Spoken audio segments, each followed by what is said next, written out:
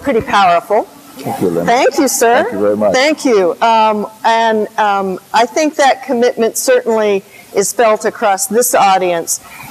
We asked some of you to, if you had questions, to put them on an index card. If you have got those, raise them, and we'll pick them up. But let me start by asking you a little bit about the schools and libraries. A number of our programs and our members, including the Ward 7 Arts Collaborative, which is a member, but many of them actually have outreach programs, and in the last few years have really been involved in reaching out to the neighborhoods and others. Are there specific things that when you think about after-school programs or libraries or the schools, are there particular ways you would like for us to show that commitment, to continue to move forward? Or is there an opportunity for us to come through Cultural Tourism DC to you and your agencies and be that conduit to make that work? Are there specific projects, or are we still brainstorming that?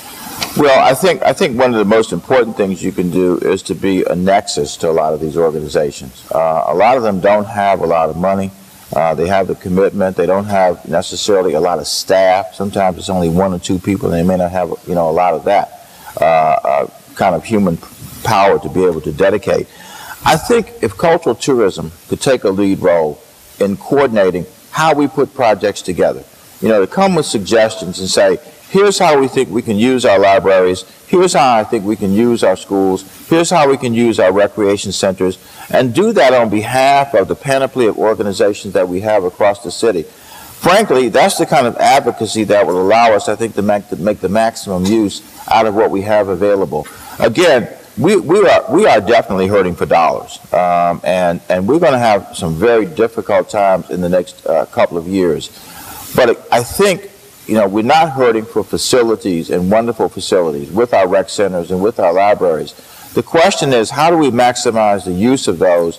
And I think cultural tourism can be the focal point for bringing together ideas and bringing together people to help us in the city organize how we make sure that we expand even in an arena where we are in an environment where there's contracting dollars. I think what I'm hearing you say is there's a number of agencies, whether it's schools or libraries, various different departments. Is there one specific sort of contact point at the mayor's office if our members want to come direct, or if they're looking for a specific thing? I know you have a new person at film, at the Office of Film. Mm-hmm. Is there a way that they should think about coming to the mayor's office directly? How do they contact you if they want to? Well, I happen to be a huge proponent supporter of the Commission on the Arts and Humanities, and it seems to me that is a wonderful conduit for ideas. We have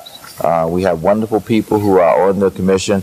We're going to be adding more people who are advocates themselves, and I would love to see the commission take the responsibility, working with cultural tourism, to say, here's how we ought to approach this over the next 12 to 24 months. And it would be easy for me then, as mayor, to look to them for the leadership. And again, I think it makes an enormous contribution for them to say, the commission to be able to say, this is what we ought to do, working with the host of organizations that we have. And we have the Commission on Humanities as well. I went to an event that they had. It's been about a month and a half now, and there must have been 300 or 400 people who were there. There's an enormous thirst for these kinds of experiences in the district. I don't think it's a lack of interest. I think it's what the challenge before us is really organizing people in a way that they can get connected to opportunities that exist. Okay. You mentioned the international community. A lot of our newest members are, in fact, the embassies across the city. Question is, how can the embassies and the international community contribute to exposing the younger generation to arts and culture? Well, it would be great if we could have an organized tour of the embassies, and then connect with our schools and connect with our recreation programs where the kids are, in particular, so that we could say at a point, in addition to having, for example, the walking tour, of Deanwood, which is a self-guided tour, we could have the embassy tour. And it doesn't mean you have to go visit every embassy in one tour, but again, we could put out a publication that talks about the features of each one of the embassies, the locations of where they are, and we have that kind of information, of course, readily available. But then, how do we organize ourselves to get the kids there? And I think it's just a matter, in many instances, of, it isn't even a matter of providing transportation in many instances. We have a metro system that is not second to many in the world. And we ought to be teaching our kids how to use the metro system to get downtown. You know, if you have 1 or 2 staff people or 1 or 2 volunteers who will take a group of 10, 15, 25 kids and bring them down to the embassies, I think having an embassy tour would be incredibly educational for our children, and would give the embassies then an organized way within which to interact with our community. You know, one of the things that I was really pleased with, we had, at the inaugural activity, we had 3,500 people who came to the swearing in, which is about twice as many as we've ever had before.